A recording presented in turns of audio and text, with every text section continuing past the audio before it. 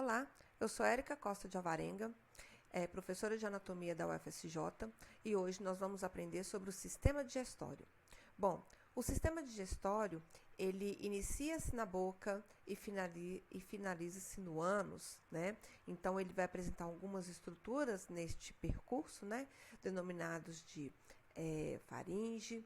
Aí nós temos aqui o esôfago, o estômago, né, o intestino delgado, dividido em algumas porções, o intestino grosso, também dividido em algumas porções, que bem veremos, finalizando com o reto e o ânus e apresentando algumas glândulas anexas, como as glândulas salivares, né, o fígado e o pâncreas. Bom, o sistema digestório, ele, assim como os demais órgãos, demais sistemas, ele também é recoberto por um tecido conjuntivo, tá? Que ele é composto por duas lâminas, uma lâmina parietal, né, que vai revestir a parede abdominal, e uma lâmina visceral, que vai revestir, então, as vísceras, né, como o próprio nome ele nos indica. E há uma porção também denominada de cavidade peritoneal virtual, que é um espaço pequeno que acontece entre essas lâminas, né, a parietal e a visceral, contendo uma pequena quantidade de líquido, permitindo então o deslize entre essas lâminas, tá? Aqui nesta imagem, a gente consegue identificar que há como se fosse uma cortina, né, aqui anterior aos intestinos, né? Isso daqui já é uma formação peritoneal, tá? Então, aqui numa imagem cadavérica, com a musculatura aqui dissecada e abatida, a gente consegue verificar aqui que há a presença aqui de, parece um tecido amarelado, gorduroso, né, e denso, constituindo aí uma formação peritoneal. Essa formação, nós temos diversas formações peritoneais no nosso sistema digestório, como bem veremos, tá? Essas formações peritoneais, como então nós vimos, vai apresentar então uma lâmina parietal e uma lâmina visceral, tá? E ele vai recobrir todo aqui, como vocês podem ver nessa linha aqui, avermelhada, alaranjada, né? Recobrindo aqui toda a cavidade, né, na parede abdominal anterior, aqui, tá? Aqui nós temos alguns órgãos, né, como o intestino grosso, cólon descendente, né? Aqui, como vocês podem ver, o músculo psoas maior, né? Musculatura, que nós temos vasos também sendo recobertos pelo peritônio, não por completo, mas sim dessa forma que parcial, tá? Então, nós apresentamos algumas formas de ser recoberto pelo peritônio, né? Reparem nessa imagem aqui na letra C. Nós apresentamos, então, o peritônio visceral, ele está em contato direto com a víscera, tá? Apresentando, então, uma túnica serosa e uma tela subserosa, né? Apresenta, tá vendo? Vocês conseguem identificar aqui que há uma porção em que há como se fosse uma aproximação, né, dessa túnica serosa, né, entre formando uma extensão, né, como a gente consegue identificar nessa região aqui, né, denominado então de mesentério. Então, este tubo daqui, no caso é o intestino delgado, nós apresentamos uma formação peritoneal denominada de mesentério. E aqui, bem próximo, né, então, recobrindo a parede abdominal posterior, nós temos aqui o peritônio parietal, tá? Então, peritônio visceral, túnica serosa, peritônio parietal. E aqui essa extensão, essa formação é denominada de mesentério. Como vocês podem ver aqui, em D, nós temos uma cobertura parcial, né, deste órgão, e como ele não se encontra completamente envolvido, tá vendo aqui como tem essa formação daqui, ele apenas é parcialmente, né, esta formação peritoneal, então, é denominada, essa forma, né, de recobrir o órgão, é denominada esse órgão, então, de retroperitoneal. Está posterior, então, ao peritônio visceral, tá? Como no caso, nós temos alguns órgãos que são retroperitoneais. Vocês podem ver aqui, então, o cólon ascendente, o cólon descendente, nós temos também os nossos rins, tá? Quando um órgão ele se encontra interiorizado, né, e o peritônio o peritônio parietal, ele está na superfície, esse órgão, então, é extraperitoneal, tá? Como esses demais órgãos aqui. Bom, aqui vocês bem podem ver algumas formações peritoneais. Nós temos, então, por exemplo, aqui, o aumento menor, que é uma formação peritoneal entre o estômago, conectando o estômago ao nosso fígado, tá? Nós temos o aumento maior, que é essa extensão aqui, que ela se dobra sobre ela mesma, tá? Conectando o estômago, né, a parede abdominal posterior. Reparem que essa extensão, né, essa formação peritoneal, se encontra como se fosse uma cortina, né, entre aspas, aqui, anterior ao nosso intestino, tá? Conectando o intestino delgado, nós vamos ter aqui uma formação peritoneal denominada de mesentério, tá? Então, aqui, mais uma vez, só para mostrar para vocês, né, a formação peritoneal de mesentério, tá? Que é a conexão dos peritônios viscerais e conectando ali o peritônio parietal, parede abdominal posterior. E no caso, nós vamos ter ali algumas estruturas, como, por exemplo, a porção aqui do duodeno. Nós temos o cólon ascendente e descendente, que são também denominados de retroperitoneais, porque se encontram parcialmente envolvidos ali pelo peritônio visceral, tá? Então, as formações peritoneais são o aumento maior, como vocês podem bem ver aqui, como se fosse essa cortina, né? E ela tem essa coloração amarelada, apresenta um tecido gorduroso também, né? Nesse tecido conjuntivo, tá? Nós temos o aumento menor, conectando, então, o estômago ao nosso fígado, tá? Apresentamos também anteriormente, né? Só voltar aqui. Nesta vista, não é possível identificar, porque nós temos aqui um corte sagital, um corte mediano, né? Mas aqui, anteriormente, conseguimos identificar que há o ligamento um ligamento, né? Aqui falciforme, né, aqui no nosso fígado. Bom, e nós temos ligamentos peritoneais. O que é um ligamento peritoneal? É quando acontece uma dupla camada de peritônio unindo um órgão à parede do abdômen, né? Então, quando a gente identifica que o estômago ele está sendo conectado aqui posteriormente também ao nosso abdômen. Então, nós temos aqui um ligamento, o aumento menor, ele é constituído por dois ligamentos, tá? O ligamento hepatoduodenal, que é essa porção daqui, né, que está ligando hepato de fígado, né, duodenal, porque está pegando a porção, tanto aqui inicial da porção pilórica quanto do duodeno, tá? Então, este ligamento aqui, ele faz parte do aumento menor, bem como essa porção toda aqui que pega a curvatura menor do nosso estômago, que é denominado de ligamento hepatogástrico, ok? Então, é um aumento menor. É um ligamento peritoneal. Além disso, como falei, nós temos o ligamento falciforme do fígado, né? O ligamento falciforme, ele irá conectar o fígado à parede abdominal anterior, tá? Então, é o único órgão do sistema digestório que se está conectado diretamente, está preso à parede abdominal anterior, tá? Os demais são conectados à parede abdominal posterior. Bom, fixando o fígado, nós vamos ter, além do ligamento falciforme, tá?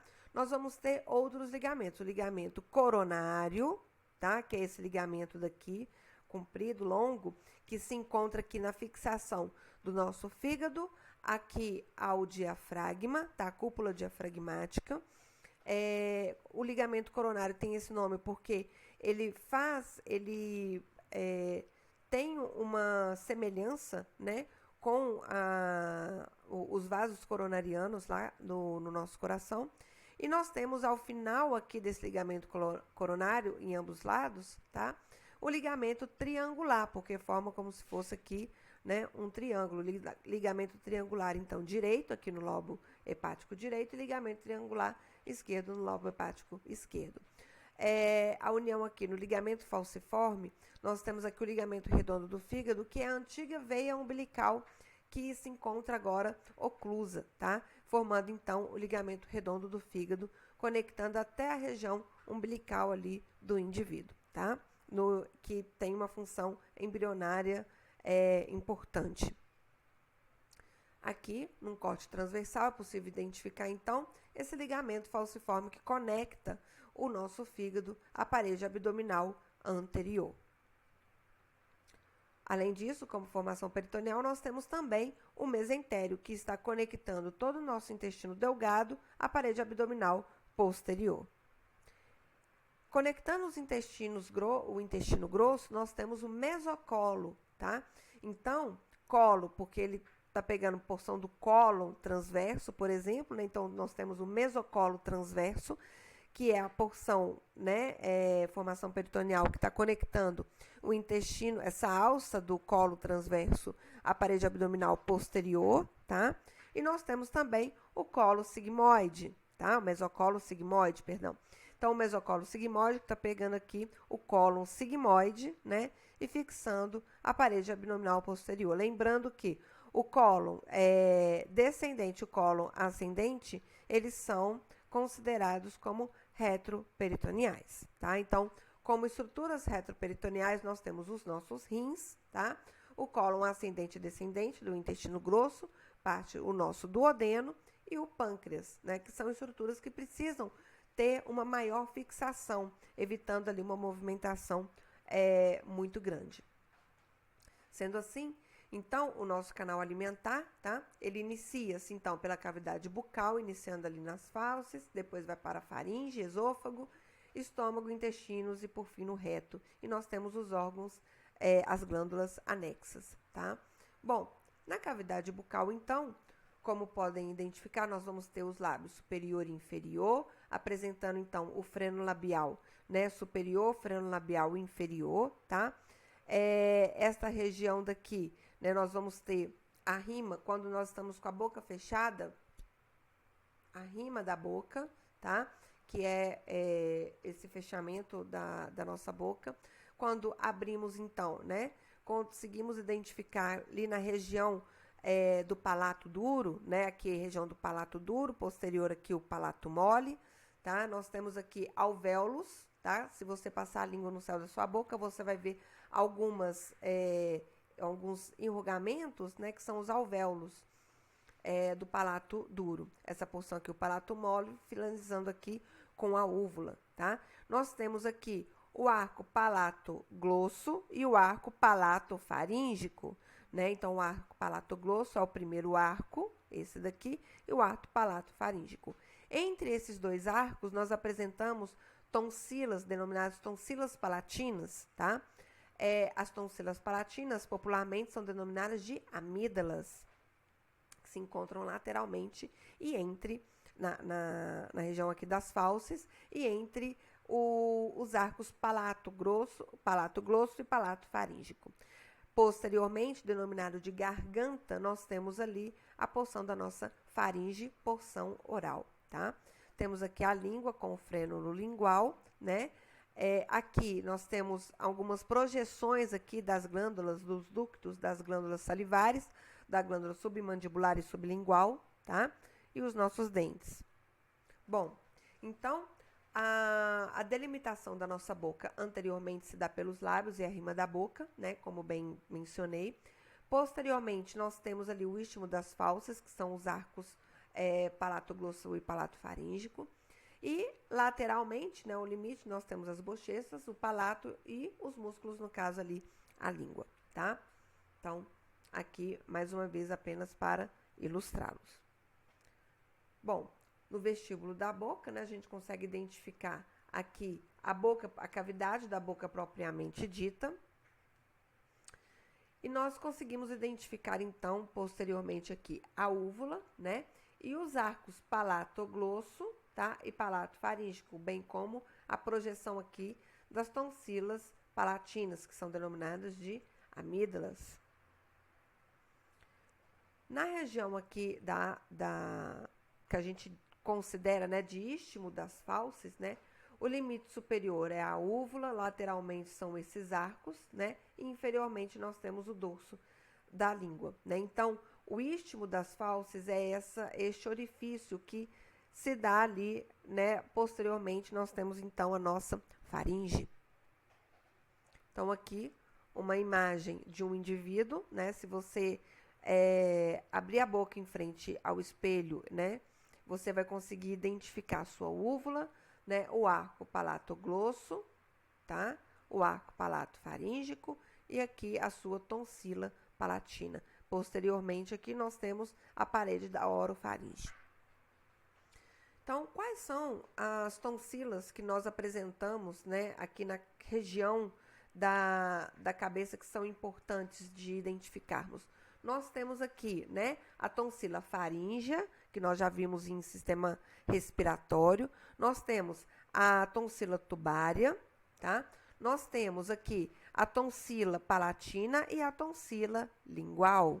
Então, são essas tonsilas, né? Elas são responsáveis aí, tem relação com o nosso sistema imune.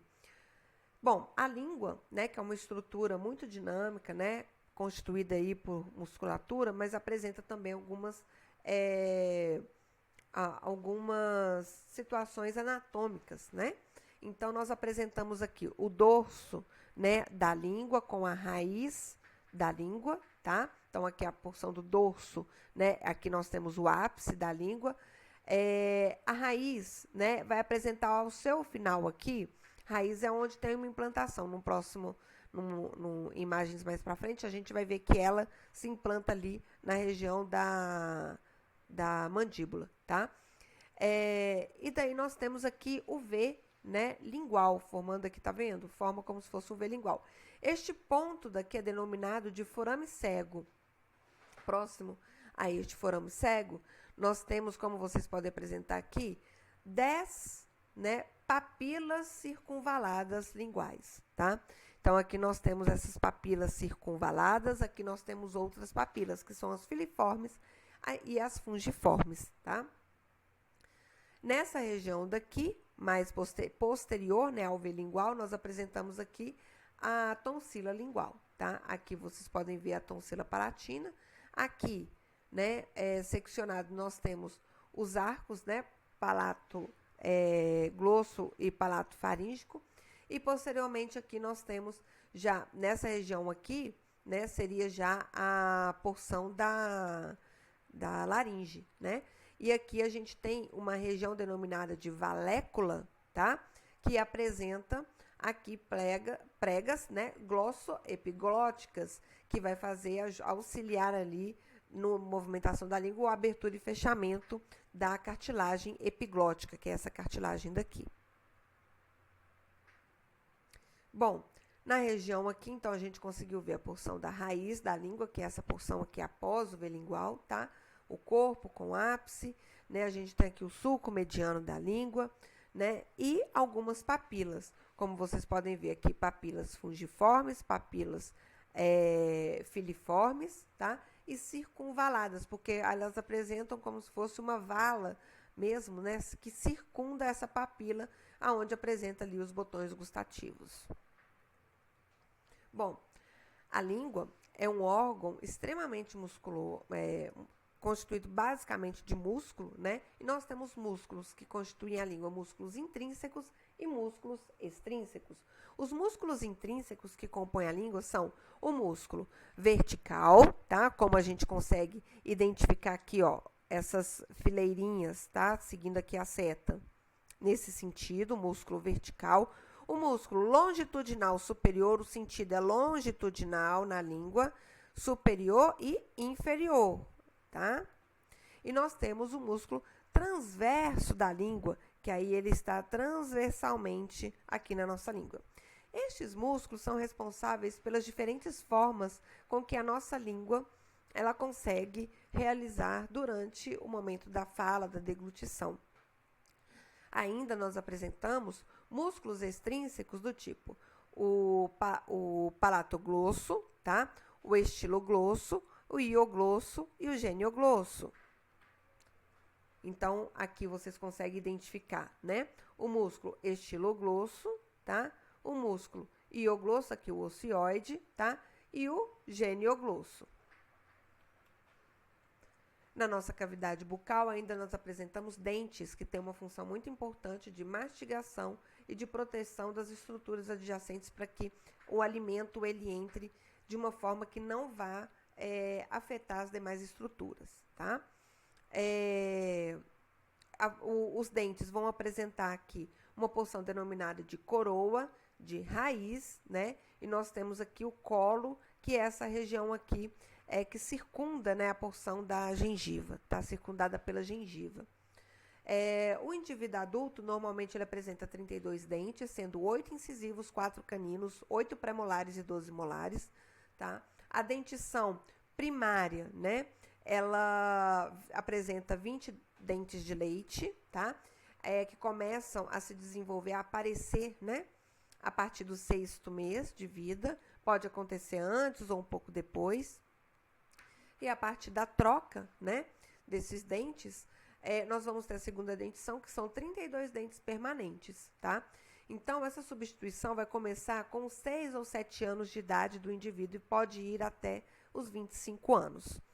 Como vocês podem ver, os dentes eles vão apresentar anatomicamente estruturas diferentes, né, de acordo com a sua função. Por exemplo, os incisivos eles são mais finos superiormente aqui, tá vendo? Apresentando ali regiões como se fossem para cortar.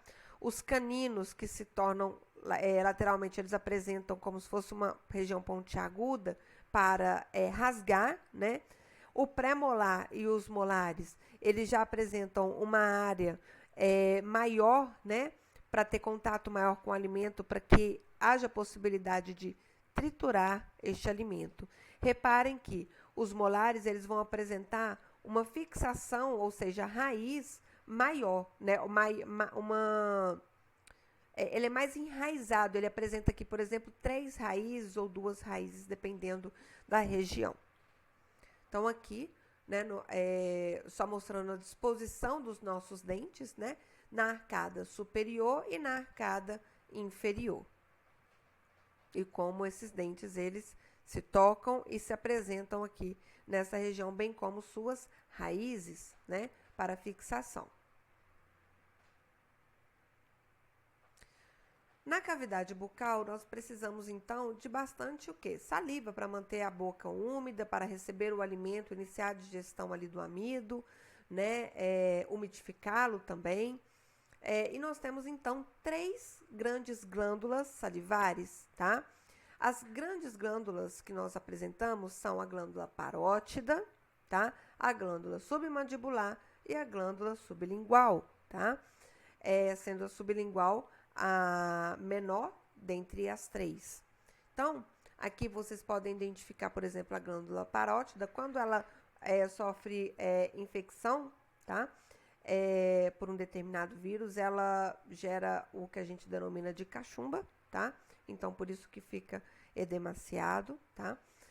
Aqui tem um ducto parotídeo que ele atravessa, ele passa superficialmente aqui ao músculo masseter, tá? Que é esse músculo, olha, se você morder, apertar a sua mandíbula, você colocando a sua mão, os seus dedos aqui, nessa região, você vai conseguir identificar facilmente o músculo masseter.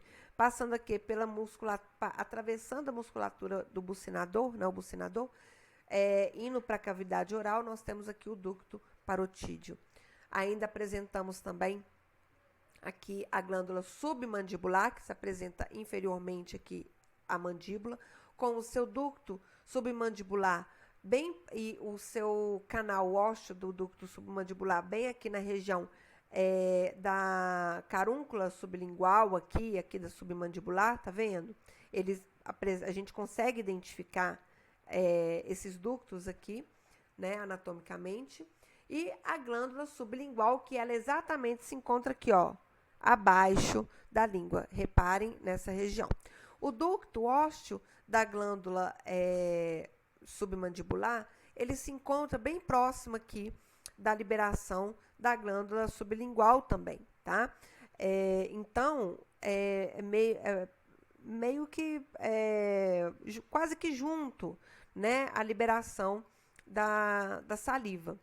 Nessa região, quando o indivíduo ele traciona, né, ele consegue gerar uma compressão na glândula sublingual, alguns indivíduos conseguem, inclusive, projetar a saliva, né, externalizando-a, né? Então, ela pode gerar um jato ali de saliva nessa região quando produzida na glândula sublingual. A faringe, né, como já vimos o sistema respiratório, ela vai essa porção que apresenta uma porção oral, uma porção nasal, uma porção oral e uma porção aqui laríngea, tá? E ela é contínua com quem? Com o nosso esôfago. Então, passou aqui a cartilagem cricóide da laringe, a gente já tem aqui a formação do nosso esôfago, tá? O esôfago, ele vai ser dividido, né, em porção aqui cervical, em porção torácica, tá? E uma pequena porção abdominal. O esôfago ele vai apresentar algumas regiões denominadas de constrição, ou seja, que tem uma redução no seu diâmetro. A primeira constrição é denominada de cervical, ou na junção faringoesofágica, tá? Por quê? É onde está passando, nós temos correlação anatômica com a cartilagem cricóide ali da laringe, tá? Então, nesta região aqui, é a primeira constrição que nós temos aqui, a constrição cervical, é uma constrição importante, porque quando o indivíduo vai fazer, por exemplo, uma endoscopia, né, são regiões que vai ter uma maior dificuldade, essas constrições, tá, de passagem ali do tubo. Ainda nós temos uma região de constrição denominada broncoaórtica, que é essa segunda região aqui, tá? Por quê? É onde nós temos ali o cruzamento, a divisão da carina, né, em brônquio principal direito e esquerdo, né? E nós temos aqui a passagem do arco aórtico, tá? Então, nós temos inclusive um deslocamento do esôfago para o lado esquerdo, tá? Então, pela passagem aqui, pelas estruturas anatômicas, tá? Então, o esôfago, ele não passa completamente ali na porção mediana, ele tem alguns deslocamentos, né? Lateralmente, como vocês bem podem ver nesta imagem aqui, tá? Então, nós temos uma primeira constrição cervical, a broncoaórtica, e uma terceira e última constrição, que é a constrição onde passa pelo diafragma, que é denominada, então, de diafragmática. E aí inicia-se, então, a porção abdominal do esôfago, tá? Nesta região onde passa pela constrição ali diafragmática, né, o esôfago ele vai apresentar uma musculatura, né, que ela é forte o suficiente, impedindo que haja refluxo gástrico para as porções superiores, visto que o nosso esôfago ele não é um órgão que apresenta uma adaptação, porque ele não é adaptado, ele não é feito para poder estar em contato com substâncias ácidas continuamente, né? Então, o conteúdo gástrico, ele não pode ficar tendo um retorno, né? Então, é uma musculatura muito forte, a musculatura esofágica, o qual é até possível realizarmos uma deglutição, mesmo de cabeça para baixo, tá? Conseguimos tomar, podemos ter um pouco de dificuldade pela gravidade, né? Tentar empurrar o alimento, mas você consegue deglutir mesmo de cabeça para baixo, porque essa musculatura é extremamente forte. E mesmo que você fique de cabeça para baixo, o nosso esfíncter esofágico, ele também é forte, evitando que o nosso conteúdo gástrico, ele retorne pelo esôfago. Algumas vezes pode acontecer um refluxo, tá? Por uma hipotonia aqui desse esfíncter, né? Ou por esse estômago, né? Ele está com conteúdo ali ele está muito cheio e daí esse esfíncter ele fica mais dilatado, impedindo que tenha, então, a sua função realizada por completo, fazendo com que possa haver algum tipo de refluxo. Quando isso acontece, né, refluxos contínuos, acontece uma situação denominada de esofagite, que é uma inflamação dessa porção daqui do estômago, tá? Do esôfago, perdão. o nosso esôfago ele vai apresentar ligamentos, passando aqui, né, pelo diafragma. Então, nós temos aqui o ligamento frênico-esofágico superior, tá? E frênico esofágico aqui nessa porção inferior, tá? Fazendo com que haja o vedamento e essa conexão ali do esôfago com o nosso diafragma, tá? E isso permite que durante a excursão diafragmática, durante a inspiração e a expiração, né, o nosso esôfago ele tenha determinada ali maleabilidade, tá? A junção esôfago-gástrica, ela se encontra aproximadamente ali no plano da nossa vértebra torácica 11, tá? No plano transverso, próximo ali ao nosso processo tifoide, né, do seu externo. Então, o diafragma, né, ele vai delimitar o que é tórax e o que é abdômen. Abaixo do diafragma, então, nós vamos ter a cavidade abdominal. Atravessando o diafragma, nós vamos ter algumas estruturas, como o esôfago, a veia cava inferior e a nossa aorta. A passagem dessas estruturas pelo diafragma, nós vamos ter nomes, né, para estes orifícios, que vai ser hiato aórtico, o forame hiato aórtico, o forame da veia cava inferior e o hiato esofágico.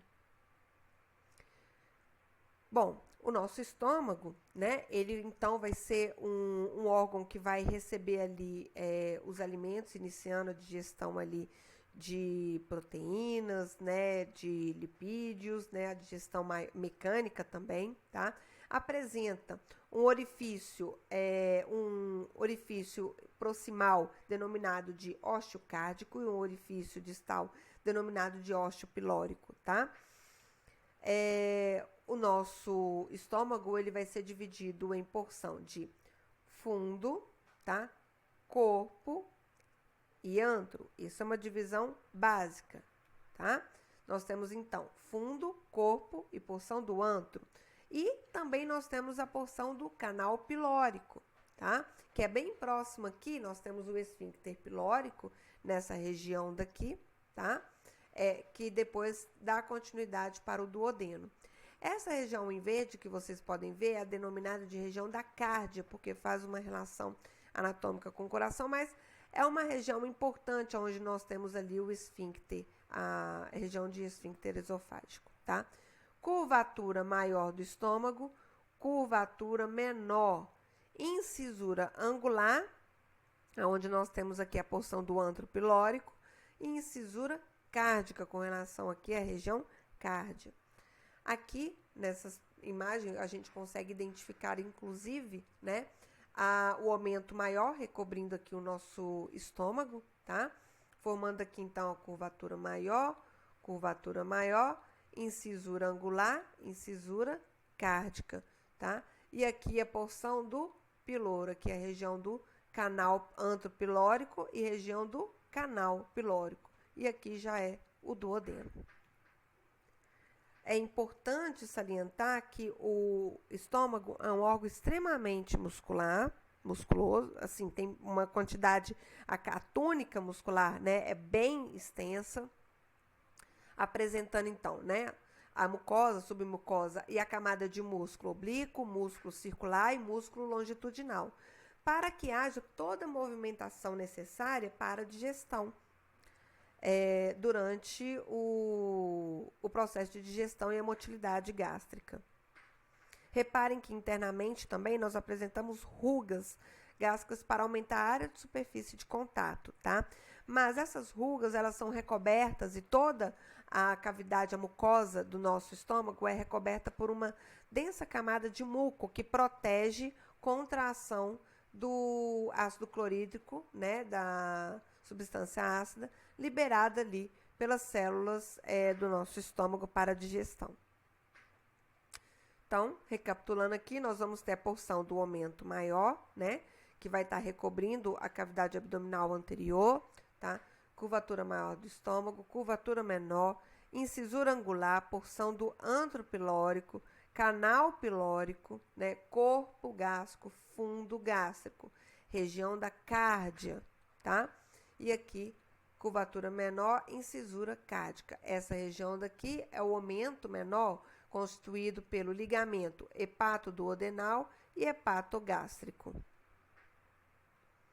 Lembrando também que nós temos outros ligamentos ali no nosso estômago, tá?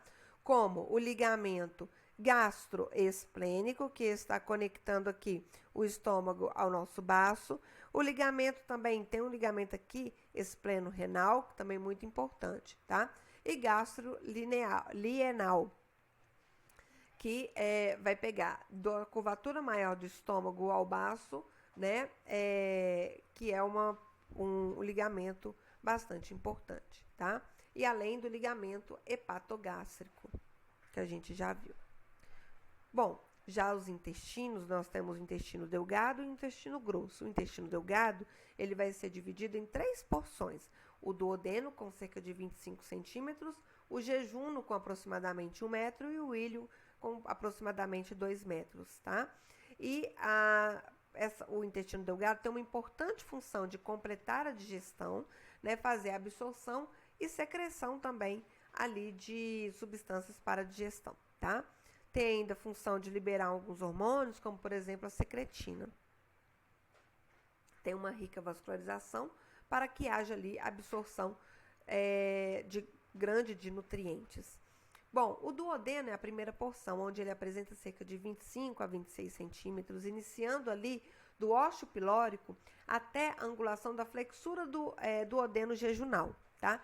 A partir da flexura do duodeno jejunal, a gente tem então o início ali do jejuno, tá? A segunda porção do nosso intestino. Entretanto, o duodeno, ele vai ser dividido em 4 regiões, em 4 porções, tá? Uma porção superior, uma porção descendente e uma porção horizontal e ascendente, tá? Entre essas porções, nós temos flexuras duodenais, superior e inferior. Não tendo uma distinção exata onde que começa um ou onde que termina a outra, mas nós temos o seguinte. Aqui nós temos, então, né, o canal, o piloro, que tem um esfíncter, né, pilórico aqui, impedindo que o conteúdo do duodeno retorne para o estômago, tá? Nós temos, então, essa porção aqui, que é o duodeno, a flexura duodenal, né, superior, flexura duodenal inferior e aqui a flexura duodeno jejunal, tá?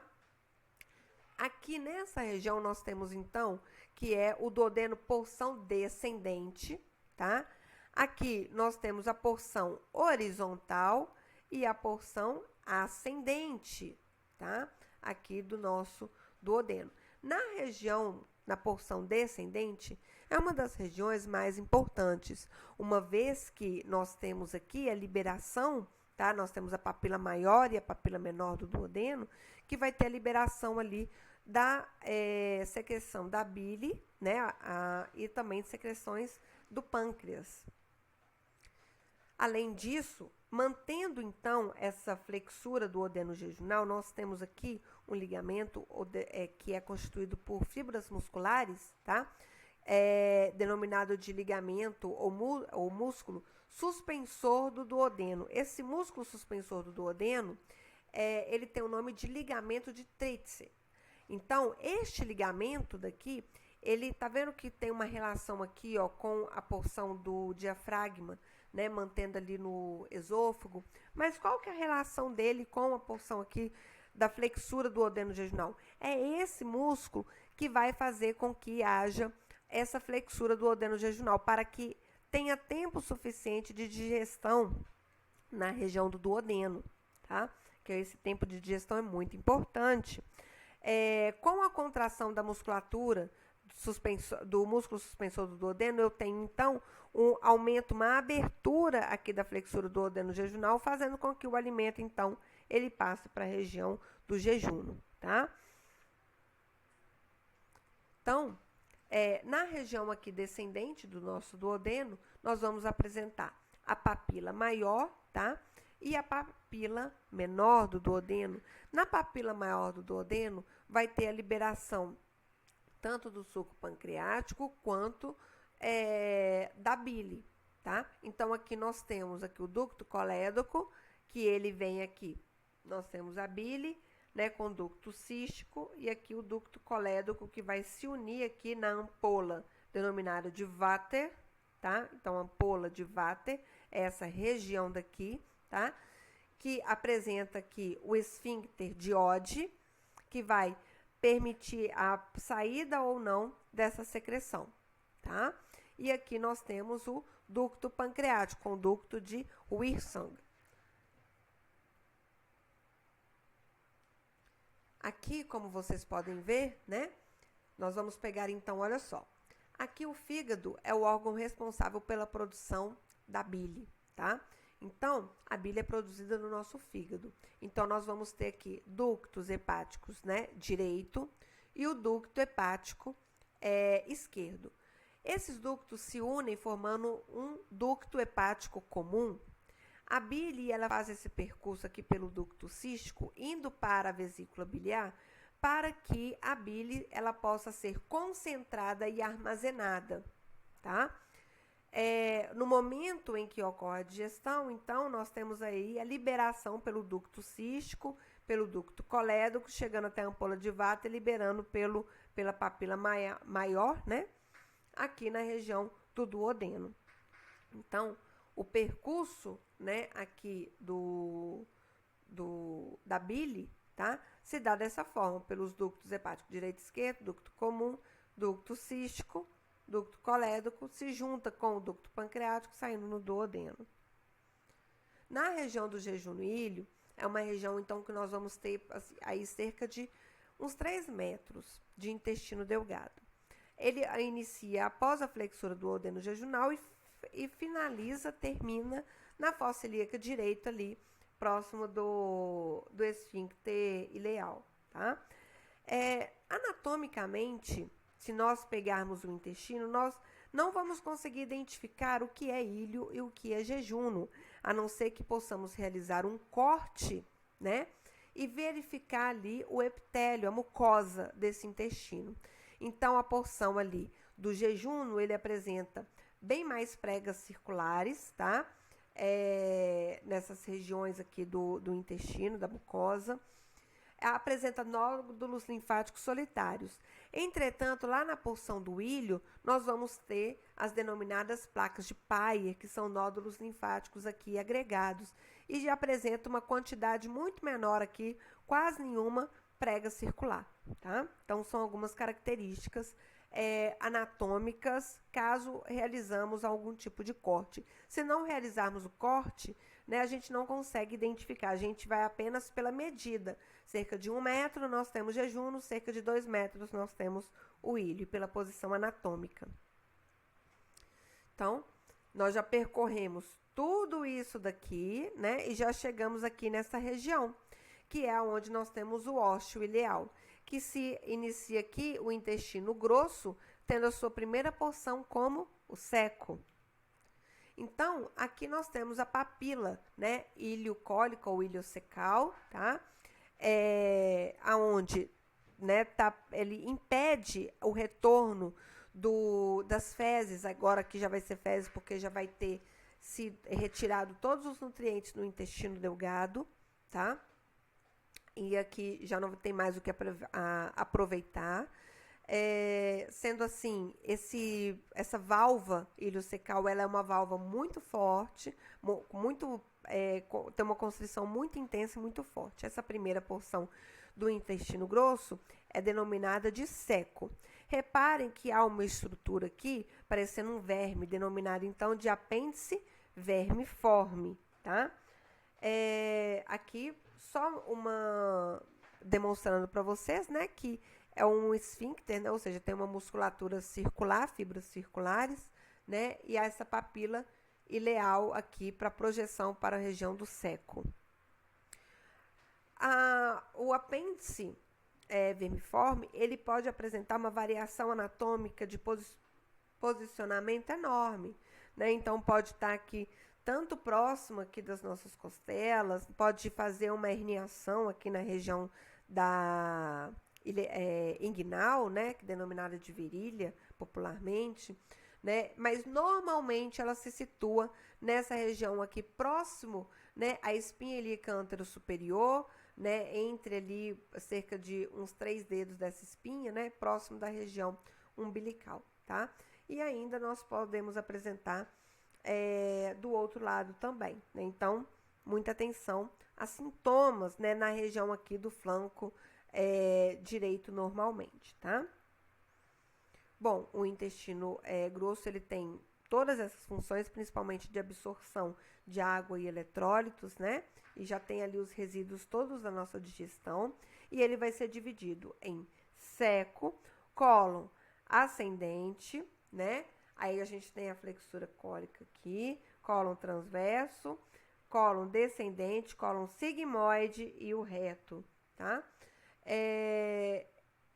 E além aqui do apêndice vermiforme. Reparem que nós temos uma porção aqui de musculatura, né, longitudinal aqui no intestino, denominado de tênia, tá?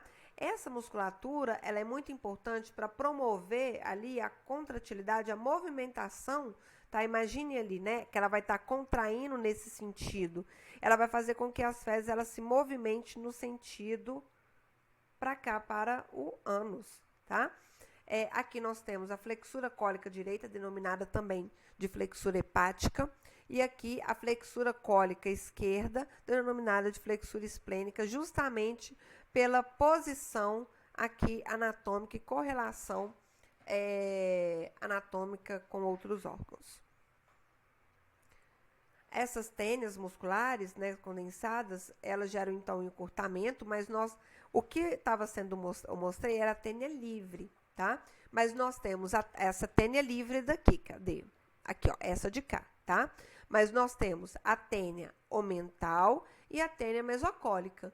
Então, a contração, ela se dá como se fosse num processo de sanfona, tá? Imaginem que o nosso intestino grosso, ele vai ter essa contração das tênias, fazendo como se fosse uma sanfona, para poder fazer com que as nossas fezes, elas possa ser eliminada, tá? Tem uma função muito importante. Então, aqui as tênias, nós temos os apêndices omentais, tá? Que são apêndices aí de tecido gorduroso, tá? Que o mesocolo transverso, algumas saculações, né? E a porção do reto, que já é a porção final, onde vai ter algumas pregas transversais, é uma porção extremamente vascularizada, tá? Apresenta aqui as colunas anais, com os seios anais aqui também, tá? Uma zona anal de transição e região aqui do ânus. Bom, por fim, nós temos as glândulas ou os órgãos anexos, que é o fígado, o pâncreas e as glândulas salivares, que a gente já bem viu, tá? Então, rapidamente, a gente vai ver aqui o fígado e a vesícula biliar, né? O fígado é um órgão muito volumoso, denso, né? Que a função é de produção ali, né? Além de ser responsável pelo metabolismo de carboidratos, gorduras, proteínas, várias funções relacionadas aí ao processo de desintoxicação, produção da bile, né? Isso aí deixa para a fisiologia. E nós temos aqui as faces, tanto diafragmática quanto visceral, tá? Então, que está voltada aqui para os órgãos da cavidade abdominal. Então, essa porção aqui diafragmática, né? Nós temos, então, aqui é o lobo direito e aqui nós temos, numa vista anterior, tá? O lobo esquerdo. Conseguimos identificar o ligamento falciforme e o ligamento redondo, né? Com a veia umbilical oclusa aqui. Nessa porção daqui, nessa área nua, que foi retirado, então, o diafragma, a gente consegue ver aqui, né, o ligamento coronário, o ligamento triangular, direito e esquerdo, né? Agora, nós vamos modificar o posicionamento aqui deste fígado. Então, reparem, superiormente, conseguimos identificar uma área nua aqui, né? O ligamento coronário, tá? Que ele mantém ali na cúpula diafragmática. O lobo direito. Aí a gente consegue ver, numa vista posterior, a gente consegue identificar, aqui superior, a gente consegue ver que tem outros lobos, né? E daí, quando a gente vê uma vista inferior, a gente consegue identificar, então, o lobo direito é o lobo maior, né? O lobo esquerdo é este de cá, mas nós temos o lobo caudado, tá? Que parece aqui uma cauda, e o lobo quadrado, porque ele tem determinadas proporções semelhantes, parece um quadrado. Está bem ao lado aqui da vesícula biliar. Então, aqui a gente tem a vesícula biliar, que é possível identificar o ducto cístico, tá? Aqui os ductos hepático direito e esquerdo, o ducto hepático comum, e aqui o ducto colédoco. Nessa região é a região porta hepática. Reparem aqui que a gente tem a veia porta do fígado, tá? E a artéria hepática própria. Aqui nós temos a veia cava inferior, com o ligamento da veia cava, mantendo então ela ali presa, fixada ali na porção do fígado, tá? Reparem aqui o ligamento redondo, que é a veia umbilical oclusa, tá? Então, aqui um desenho aqui esquemático mais uma vez, mostrando para vocês, né, o lobo caudado, lobo quadrado, lobo esquerdo e o lobo direito sendo o maior, tá? Reparem que a vesícula biliar vai apresentar uma região de pescoço, corpo e fundo, ok? E aqui a veia cava inferior. Bom, a bile é produzida pelo fígado, como falei para vocês, né? A gente produz cerca de 1 litro de bile por dia, né? Durante toda a nossa alimentação. E a bile, ela vai ser armazenada na vesícula biliar, que tem uma capacidade de armazenar cerca de 20 a 50 ml de bile, mas a vesícula biliar ela é responsável por condensar, por concentrar essa bile, tá? E atua na digestão ali de gorduras. Então, aqui nós temos, né, a vesícula biliar com corpo, aqui a porção do fundo, e aqui o colo ou o pescoço, né? E aqui o ducto cístico. Aqui, mais uma vez, só mostrando aqui os ductos hepáticos, né? Direito e esquerdo, comum, ducto cístico, colédoco, vindo aqui para a ampola de Vacta, passando pelo esfíncter de Oddi até a papila duodenal maior, tá? Bom, algumas variações anatômicas, né? Nós apresentamos aqui da divisão, né, do ducto cístico, ou da união do ducto cístico com o ducto hepático comum, tá? Então, só para vocês, fins de curiosidade. E também apresentamos algumas variações anatômicas na ampola de Vata, que pode ser junto, né, o ducto pancreático com o ducto colédoco, né? Podem estar juntos, bem próximo aqui da papila maior, podem ser distintamente separados e podem ser completamente separados, tá? Bom, o pâncreas, ele já vai ser um órgão que apresenta, né, uma cabeça, né, um colo aqui, um corpo, uma cauda. É uma glândula exócrina e endócrina, tá? Exócrina porque ela libera o suco pancreático e endócrina porque ela vai liberar diversos hormônios ali, como os principais é insulina e glucagon, tá? Fazendo o controle da glicemia. E esse suco pancreático, ele vai apresentar várias enzimas capazes de digerir ali tanto os peptídeos, lipídios e os glicídios também, tá? Bom, em relação ao ducto pancreático, nós vamos ter um ducto pancreático principal, tá? Que ele vai desembocar aqui na papila duodenal maior. E nós temos um ducto pancreático acessório que vai constituir ali a papila duodenal menor, ou seja, na papila duodenal menor eu tenho a saída apenas de suco pancreático. O ducto pancreático acessório é denominado aqui, é um epônimo, tá? Denominado de Santorini. E o ducto pancreático principal, ele é denominado de ducto de Wirsung, né? Então, é um tipo de epônimo consagrado. Aqui, mais uma vez, só para vocês verem a papila duodenal menor e a papila duodenal, papila maior, tá? Aqui com o ducto pancreático principal e aqui o acessório. Muito obrigada e bons estudos!